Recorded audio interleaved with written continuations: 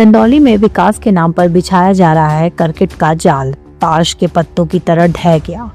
हावड़ा गया रूट पर बन रहे निर्माणाधीन ओवरब्रिज का स्लैब ढलाई के दौरान अचानक भरभरा कर गिर पड़ा। इस हादसे में 3 मजदूर घायल हो गए, लेकिन सवाल यह है कि क्या ये सिर्फ एक हादसा है या फिर भ्रष्टाचार की नींव पर खड़ा किया जा रहा मौत का ढांचा। घटना सदर थाना क्षेत्र के बिनौली खुर्द गांव के पास की है। यहाँ रेलवे ओवरब्रिज की ढलाई का काम चल रहा था, तभी अचानक एक बड़ा हिस्सा जमीन पर आ गिरा। स्थानीय ग्रामीणों का आरोप है कि काम के दौरान मौके पर कोई भी जिम्मेदार इंजीनियर मौजूद नहीं था।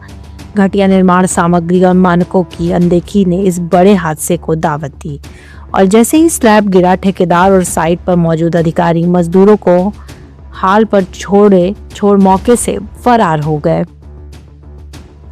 हादसे की खबर मिलते ही पूर्व विधायक और सपा के राष्ट्रीय सचिव मनोज सिंह डब्लू मौके पर पहुंचे। उन्होंने सीधे तौर पर सरकार और कार्यदायी संस्था को कटघरे में खड़ा कर दिया। उनका दावा है कि चंदौली में विकास के नाम पर सिर्फ कमीशनखोरी का खेल चल रहा है। ग्रामीणों का यह भी कहना है कि उन्होंने कई बार घटिया निर्माण की शिकायत की थी, लेकिन किसी ने न सुनी।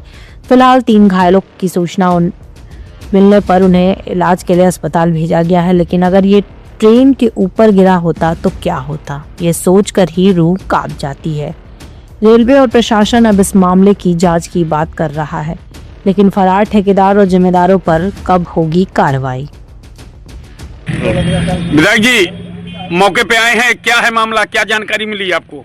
देखिए, ये मुगल सराय की धरती है, नाम बदलने में विश्वास रखती है सरकार। डबल इंजन की सरकार है और ये रेलवे का पुल है।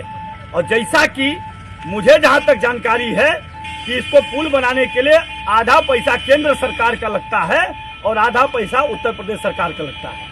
तो डबल इंजन की सरकार में डबल का एक काम है।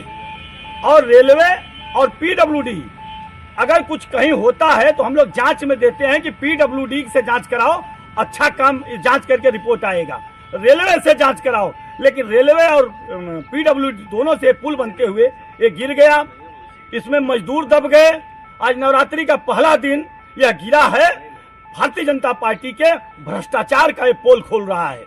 जानते हैं रोड बनता है, हमारे भी विधानसभा में कई रोड रुकी है, सिर्फ इसलिए रुकी है कि विधायक जी लोग कमीशन के चक्कर में, जब तक कमीशन नहीं मिलता है तब तक काम शुरू नहीं होता, चाहे 6 महीना बीत जाए चाहे साल बीत जाए। इस कार्य के निर्माण में कौन दोषी है और उनके खिलाफ क्या कार्रवाई होनी चाहिए? दोषी इसका ठेकेदार है, ठेकेदार से ज्यादा दोषी वो अधिकारी है और अधिकारी से ज्यादा दोषी है वो कमीशन लेने वाला नेता।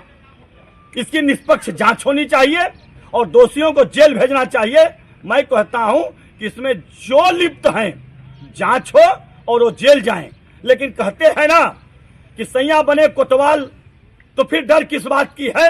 भारतीय जनता पार्टी के सरकार में भारतीय जनता पार्टी के जो विधायक हैं वही जिला के सबसे बड़े ठेकेदार हैं।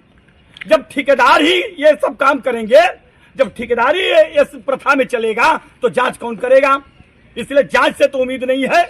मैं जनता को कहूंगा कि इसको देखिए और इसकी लड़ाई आप लड़ने का काम करिए, नहीं तो बेच खाएंगे लोग। कितने लोग घायल हैं, कुछ जानकारी? कोई जानकारी नहीं। रात के अंधेरे में सभी लोगों को ले जाके न मालूम कहां रखे हैं, अभी तक कोई पता नहीं है कि कौन मर गया है, कौन घायल है। लेकिन रात में ढलैया हो रही थी।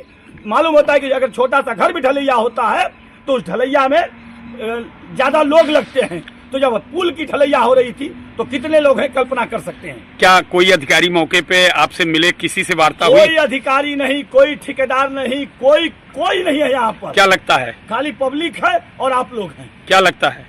ये भ्रष्टाचार का खेल है। सब लोग मिल के कहते हैं ना केक कटेगा तो सब में बटेगा। ये केक है, ये कटा है, लोगों में बटा है। जब बटा है तो यहाँ रहेगा कौन?